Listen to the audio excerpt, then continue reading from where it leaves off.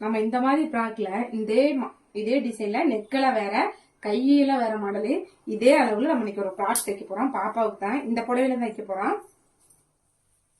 தச்சுட்டு பாப்பாவுக்கு போட்டு ஓகே சொன்ன இல்ல ஒரு ஃப்ராக் தைக்க போறோம்னு தச்சுட்டேன். அன்னைக்கு நைட் வெட்டி வச்சுட்டு தைக்க முடியலங்க.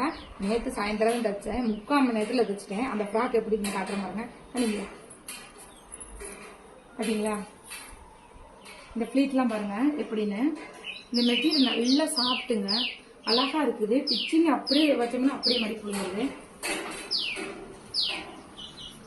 பாத்துக்கலாம் இந்த நெக் எப்படி இருக்கு. இந்த ஃபிளீட் பாருங்க. ஒரு புடவையவே ஃபுல்லா வச்சாச்சு.